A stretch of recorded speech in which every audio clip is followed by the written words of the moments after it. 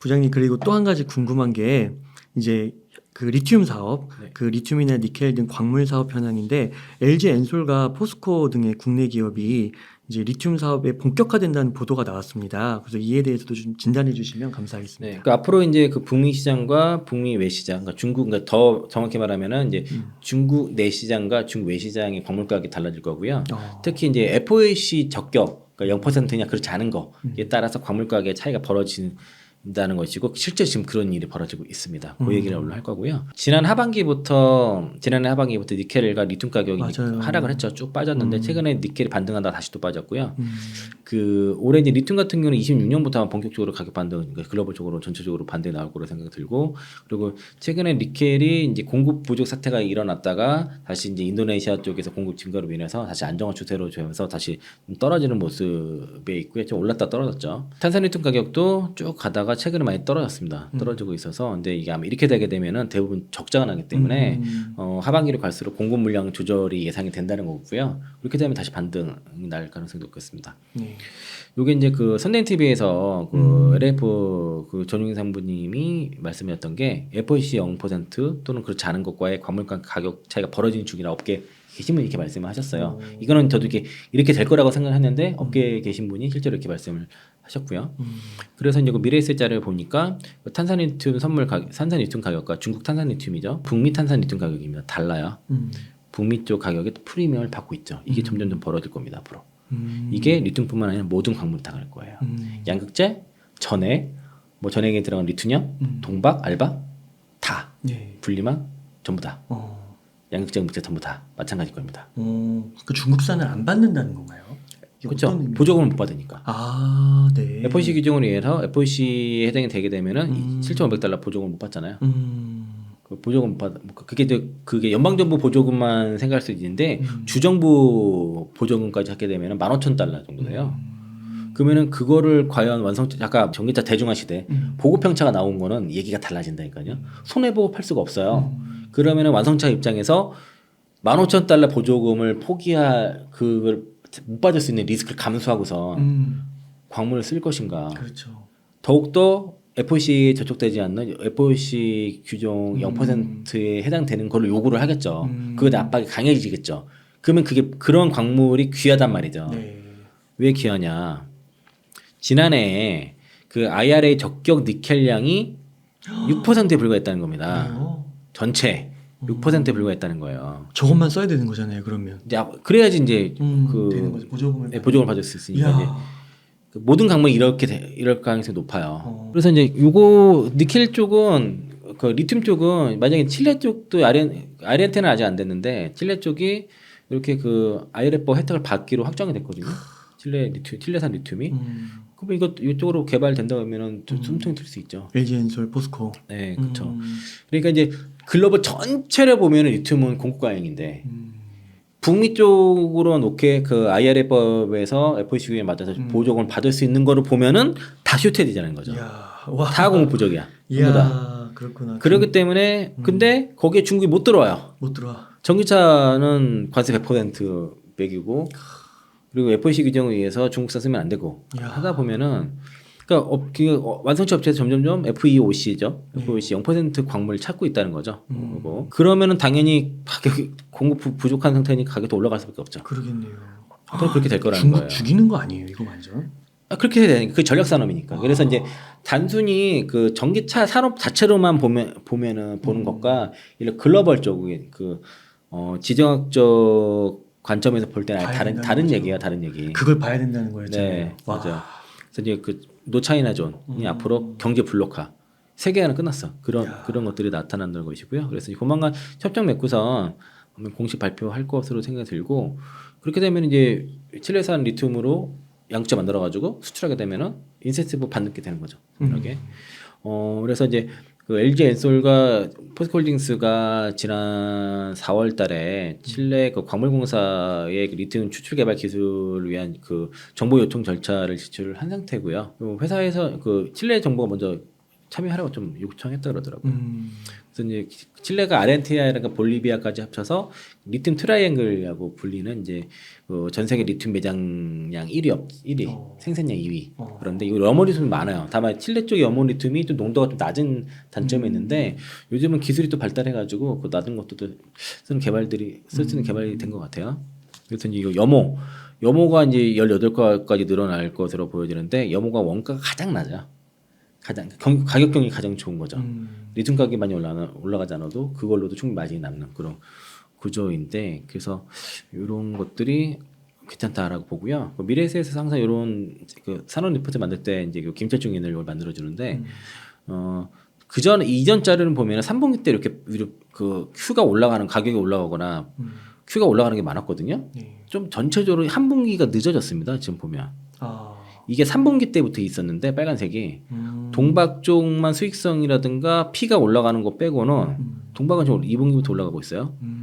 다른 애들은 배터리 가격 셀은 더 아직 떨어지고 있고 Q는 뭐 고만고만하고 전액도 그렇고 양극재도 그렇고 그런데 이게 이전 거는 여기가 빨간색이었단 말이에요. 대체로 한 분기 정도 업황 회복이 좀 늦어지는 그런 모습들이 지금 나타나고 있습니다. 그래도 4분기에 다 빨간색이네요. 네, 대체로 그런 것 같고요. 가격은 배터리 가격은 이제 양극재 플랫 하는 것 같고 이제 Q가 올라가는다고 보죠. 대체로 이제 양이 더 4분기 갈수록 Q가 올라가는 구조로 보고 내년부터는 이제 보통 이제 에코프로비엠도 올해 3분기 때 그 국내 캠팔라인이 완공이 된 생태인데 이제 본격 양산이 되게 되면 그 실적은 내년도로 가니까 다 내년도가 다 좋아지는 구조가 되겠죠. 좋아지는 네. 전체적으로 내년이 더 좋아져. 올해 4분기부터 내년부터 좋아지는 구조인데 이게 이제 그 트럼프가 만약에 이제 집권했을 때 변화가 어떻게 건재된 걸 자꾸 불확실성 하잖아요. 근데 이제 26년까지는 나갈 물량이 아까 내가 엔솔 나갈 물량 어느 정도 정해졌다고 말씀드렸잖아요. 그러니까 그게 크게 변하지는 않아요. 근데 그 이후는 달라질 수 있습니다.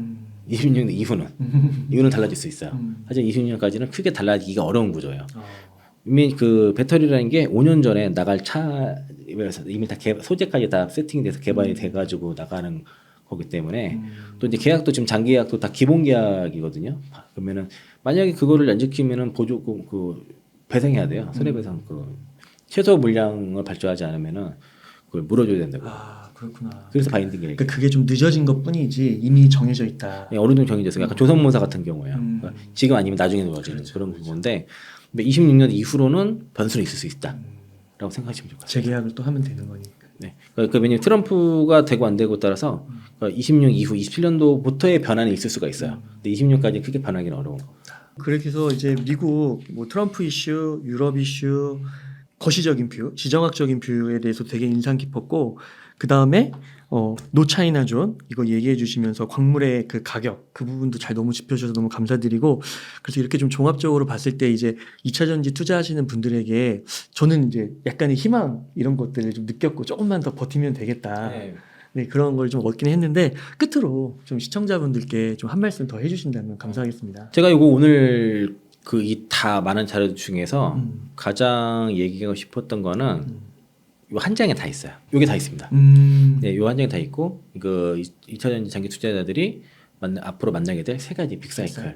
그동안은 제가 이제 2025년도 26 북미 시장에서의 전기차 대량 생산 사이클과 그 미 연준의 금리나 사이클 두 가지 사이클을 만나게 됐을 때 2차 전지 그 산업의 성장성이 폭발한다. 그에 따라서 주가도 같이 밀릴 거다라고 말씀을 드려왔는데 우리나라만의 새로운 그런 가능성을 하나 본 거는 과도하게 지금 공매도가 너무 포진이 많기 때문에 언젠가 쇼커버링을 해야 되는데 이게 산업이 업사이클로 가는데 공매를 친다는 거는 자살행위예요. 이거 그러니까 업사이클을 갔을 땐 분명히 쇼커버가 들어오는데 거기에 지금 변수가 생긴 것 같아요. 일정상. 그러니까 공매도 중단을 할 줄 몰랐겠죠. 그리고 또 하나가 그만큼은 지금 1년 넘는 시간 동안 그만큼 이제 공매도 칠 수 없는 시간이 돼버렸으니까 물론 이제 MM과 RP는 치고 있지만 그만큼의 이제 북미 포지션들이 조금 좀 자유롭지 못한 상황이었던 거고 시간을 뺏어준 거죠. 이동철 회장이 만기 출소하기 전까지 시간을 벌어준 셈이 됐어요. 정부에서 2년인데 2년 동안 어떻게 될지 몰랐는데 1년 이상을 뺏어준 거예요. 나머지 이제 그러면 이제 3월 30일인데 이동철 회장 만기가 출소 만기가 4월 10일이다.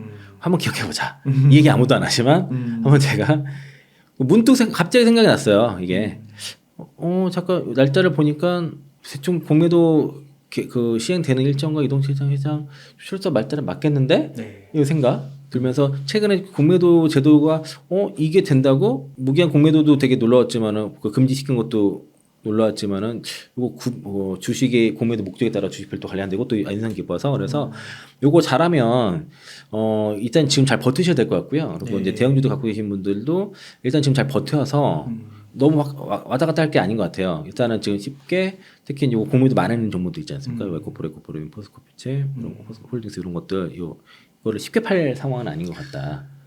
일단 그리고 이제 다만 이제 이쪽에도 이게 버티기 버거운 분들은 투트랙으로 하세요. 투트랙으로 여전히 저는 투트랙 전략으로 좀 말씀드리겠고 신규 있는 것들은 버티고 신규 작업 있는 것들은 좀 그 업사이드 큰 소멸켓 종목에 지금 그 투자를 좀 주력으로 하고 있고 거기서도 선별해서 어떤 거는 집중적으로 사고 어떤 거는 조금 사고 말고 그런 게 있으니까 그 안에서도 선별을 되게 잘 하셔야 된다는 거예요. 어떤 게 더 핵심 종목이고 업사이드가 큰지에 대해서는 하려면 스스로 밸류에이션을 해보셔야 되는 거죠. 밸류에이션을 해가지고 가장 높은 거를 사야죠. 그러면은 지금 다 빠졌는데 다 빠졌잖아요. 그러면은 밸류에이션 높은 걸 사야 되면은 제일 낮은 걸 팔아야 될 거 아니에요. 네. 팔아서 옮기고 해서 압축을 해야 돼요. 지금은 10종목이 만약에 있다 하면은 10종목을 다 갖고 버틸 자리가 아니고요. 다 빠졌으면은 압축을 리밸런싱 해야 돼요. 그때 뭘로 기준을 봤을 때는 업사이드가 제일 높은 거 쪽으로 제일 낮은 거를 팔아서 합치고 해서 한번 압축을 해줘야 됩니다. 그래야 계좌 살릴 수 있어요.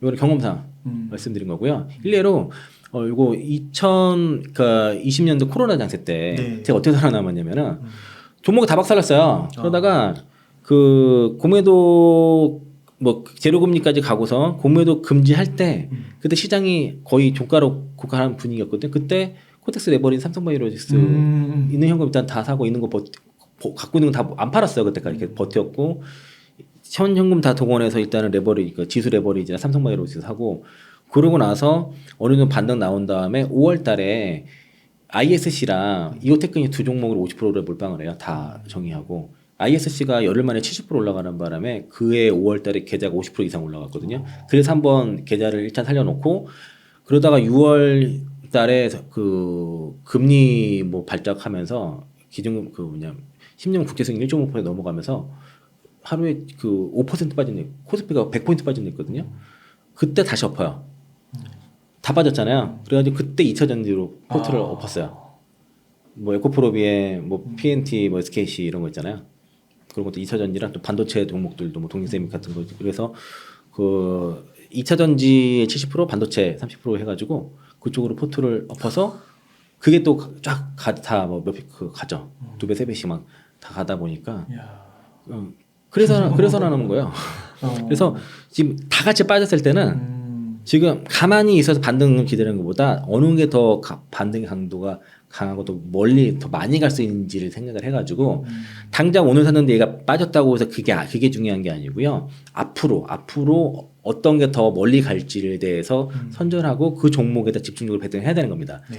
그래서 지금 내가 손실이 얼마 나가지고 그걸 확정 짓는 걸 두려워하시면 안 되고요.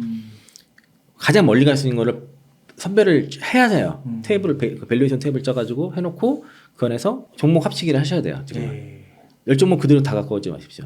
종목 압축을 포트 압축을 통해서 종목 교체 또는 압축을 통해서 한 5개 만약에 많으시면 5개 정도 5개 6개 이내로 한번 압축을 해가지고 좀 하시는 전략을 좀 말씀드리겠고 그게 안 되시는 분들은 일부라도 업사이드가 높은 쪽으로 하는데 해보시는 쪽으로 하고 그걸 하려면은 스스로 밸류에이션 해보셔야 되겠죠. 만약 그걸 해보신 분들은요.